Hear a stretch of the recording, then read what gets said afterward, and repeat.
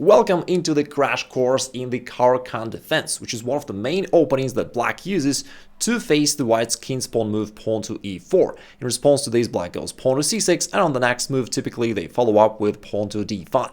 And whether you play e4 as white on the first move, or whether you play the Caro-Kann Defense as black, my goal is to give you a complete understanding, complete overview of the opening move by move, so that you know how to handle it.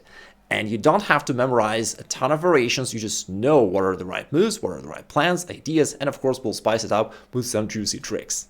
Alright, let's start from the very beginning. So the very first question is, why to even play c6 for black? Why not to push the pawn 2 squares forward? Is it that black was unaware that they could play 2 squares forward on the first move? Actually, there was a funny case where Mikhail Tal trolled Igor Fischer with this stuff. He initially pretended to play pawn c6, known as a more defensive opening, but then said, no, I'm going all out and push the pawn all the way forward to c5. The main advantage of the Caro-Kann defense is that it is solid and simple.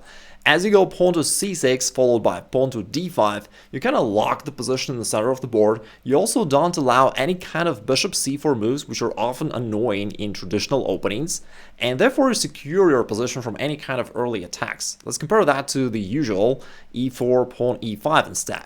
Here, first of all, like at any point, white can go for this bishop c4, targeting your weakest square f7, and that often starts various kinds of fried livers, scholars checkmating, attacking ideas. On top of that, if you play e5 on the first move, you gotta be ready to face a bunch of openings, such as the knight f3, or the King's Gambit, or all kinds of d4 moves at any point, knight c3, the Vienna game, the bishop's opening. So there are a ton of openings here, and many of them are theoretically heavy and aggressive for white. For that reason, many coaches recommend for black to play pawn to c6 or pawn to e6, which are simpler because you narrow it down to just a single opening, plus again your position is really solid, you basically don't risk any early attacks from white. That solid nature of an opening comes at the price of a little bit passive position where you're lacking space a little bit, which is especially clear if white chooses to play the advanced variation, where this pawn takes away the natural f6 square from your knight, and this pawn from c6 does not allow you to bring the other knight normally, and so you see that you have a little bit of a clumsy situation.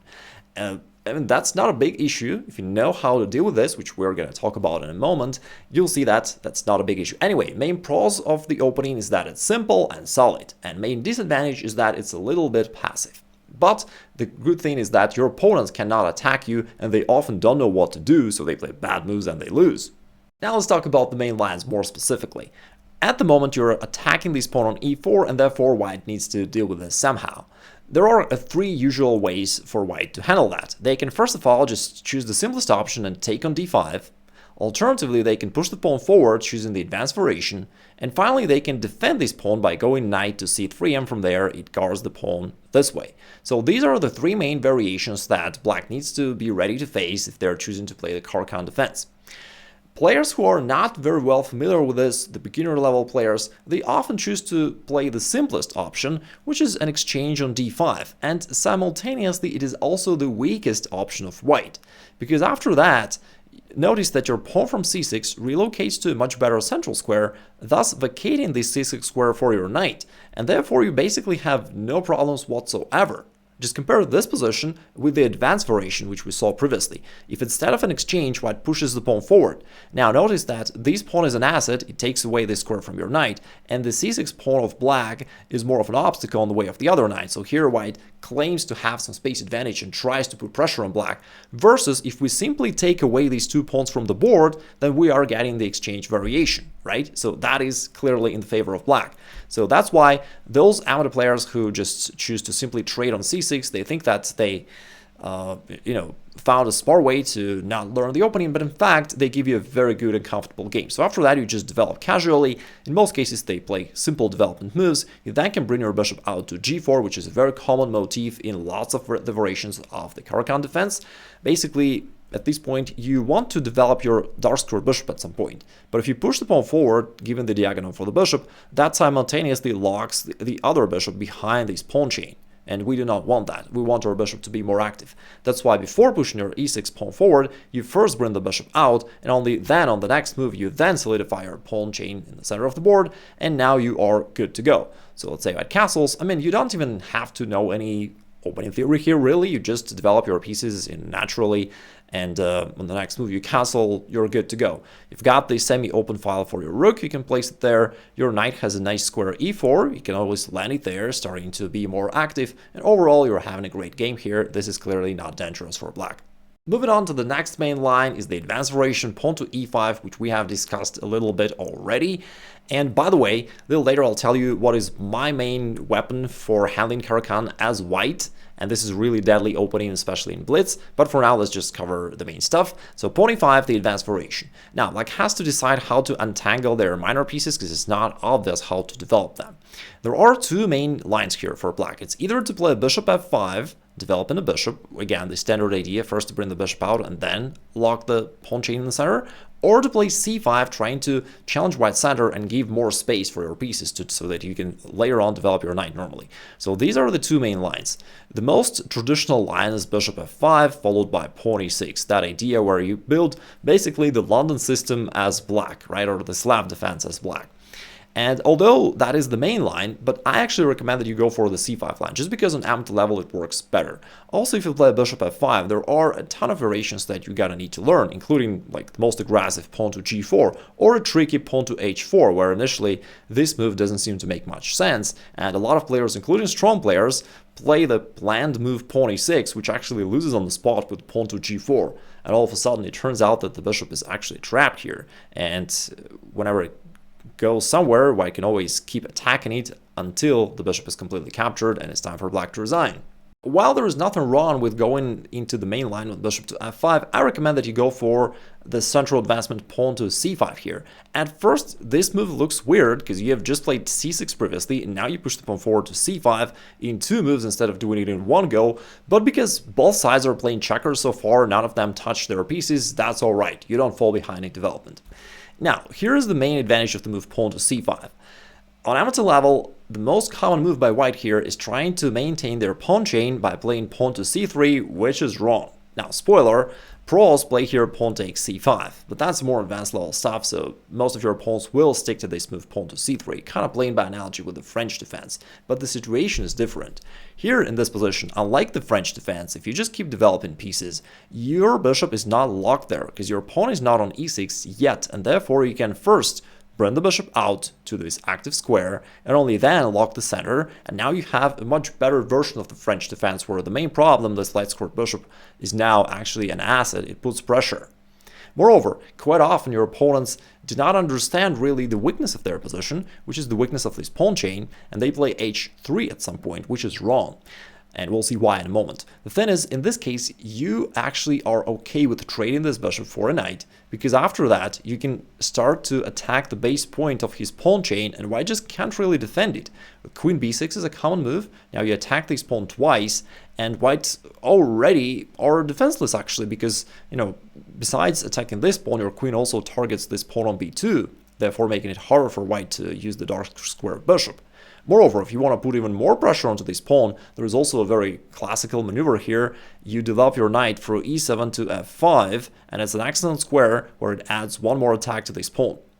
And basically, quite often your opponents see that they cannot defend this pawn on d4, so they just castle. Now you can grab the pawn on d4, so you're already a pawn up, your pieces are active. This pawn on e5 is also weak, white has no attack and no idea of what to do, and you already have achieved a winning game. And now we're approaching the main line, knight to c3. For many years, it's been considered the main weapon of white, and up to this date, a lot of pros use this move, and of course, amateurs use it as well. White defends the pawn on e4, and also puts more pressure to black's center. In this position, black takes on e4 typically because they've got nothing else to do, really. If you think about the position, you cannot develop your bishop at this point because this square is taken away by the queen, this square is taken away by the pawn, and this square is just terribly passive, so you cannot really move the bishop. And if you try to develop a knight this way, white can push forward and chase it back, therefore that doesn't work either, and so black has no other option but to take on e4 because you need a little bit of space to move around. Now, after white recaptures, you still can see the main drawback of the Caro-Kann defense. You're lacking space a little bit, so technically speaking, black is occupying the last 3 ranks, and white is kind of occupying 4 ranks, right? Starting from here and then going all the way back to the first rank, right? So white is having more space and more freedom of maneuver. Now, there are different ways for black to go about this. I recommend the move knight f6. Even though you're willing to double your pawns after this exchange, there are certain other advantages. For example, if you want to avoid doubling pawns and play knight to d7, preparing this move knight f6 so that this square is supported by the other knight, white can play a tricky move queen e2. And now if black follows along with their plan knight f6, that actually leads to a nice cozy checkmate with knight to d6 due to the fact that the pawn is pinned. That just goes to illustrate that you have some space problems that you ideally would wish to handle somehow. That's why I recommend knight f6 here, going for the so-called Tartakower variation. You attack this knight, and if white doesn't want to move back and waste time, they take on f6, which is what they usually do. You then recapture with a pawn.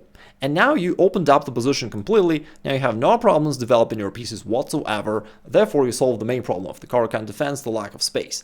Also, when you play the Caro-Kann defense, typically you want a simple game, so you don't have to memorize a ton of stuff. And that's exactly what you get here. After that, you will just develop pieces naturally without really the need to know anything. That's cool. Now, yeah, you have these doubled pawns on the king side, so theoretically, if you're facing Magnus Carlsen or somebody else, they will drive you into an endgame and use their pawn majority in the center of the board, create a passed pawn, promote it into a queen and win, but since we don't face those monsters, we don't have to worry about that.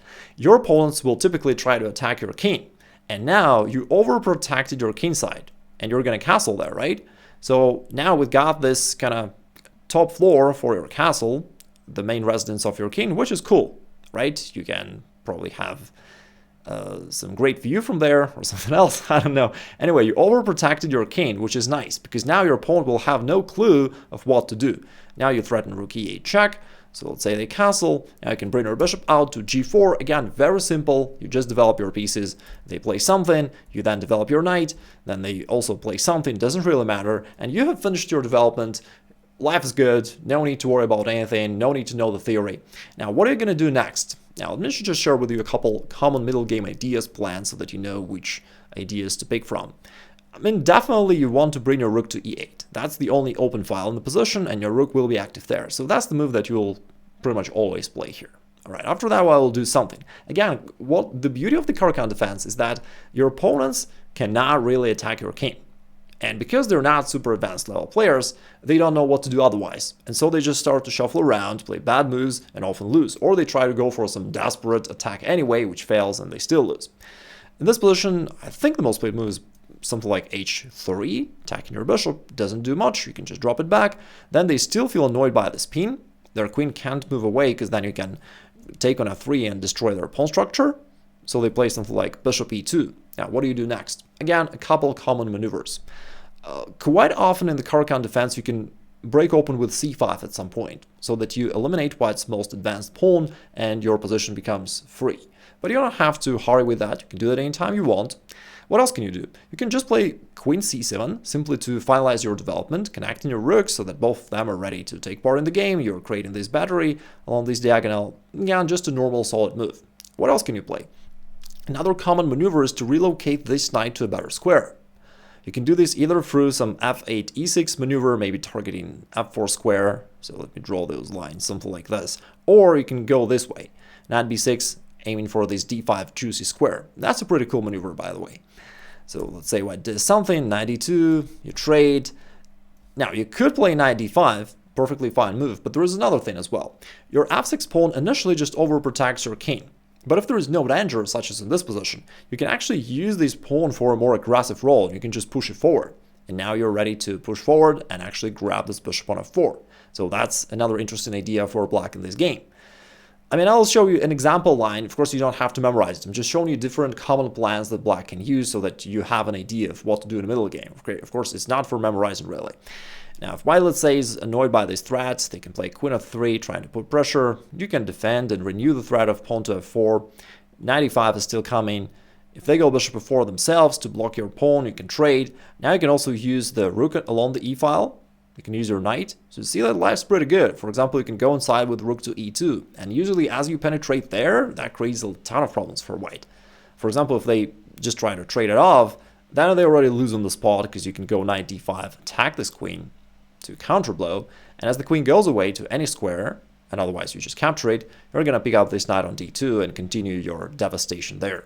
So that's how white was just shuffling around, was not really sure what to do, and you gradually outplays them. And that's quite a common scenario when you're playing Caro-Kann against an aggressive player who knows nothing but to attack your king, which doesn't work.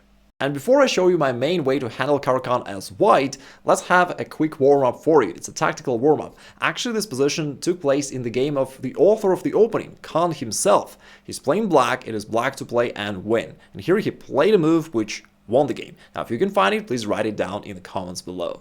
And here comes the real IgorNation stuff. What to do if someone challenges you with the Caro-Kann defense. So you're playing e4, and your opponent goes pawn to c6. What do you do here? Do you run and hide? No. We play pawn d4, pawn d5, knight c3. We pretend to just play the main line, but after he trades on e4, you don't play the move which everyone else plays. But instead, you play in a gambit style. You offer one more pawn by going pawn to f3. This time you want to recapture by pawn, building this beautiful pawn center. Therefore, in most cases, they capture here, and now we recapture with a knight. And by playing this gambit, you actually get to the point where your opponent feels extremely annoyed. First of all, you drag him into unfamiliar territory. Most likely he knows nothing about this opening. Secondly, you get a very strong attacking position. Your bishop is ready to come out to c4, targeting this square. You can castle kingside, and after that, your rook will stand on the f-file, adding more pressure here. Your other pieces are also ready to be developed quickly. Bishop g5, putting pressure there. So you're ready to put together this quick attack against him, against his king, and that is what black tried to avoid by playing the Caro-Kann defense in the first place. That is why it's so annoying for black. Also, there is a common tactical trick here. Quite often in these positions, they play, by analogy with main lines, they go bishop g4, trying to develop the bishop, and then lock the position in the center. But in this case, it fails, because you've got this tactical shot, bishop takes f7, and after that you follow up with knight to e5, which is a fork to the king and the bishop. Therefore, you grab the bishop on the next move, and just get basically a winning position because you already completely destroyed black within just a couple moves. I've got another video where I cover this particular variation for white, and therefore if you play e4 on the first move, you may wish to check it out by clicking the link over here. Have a great rest of the day, and I'll talk to you soon.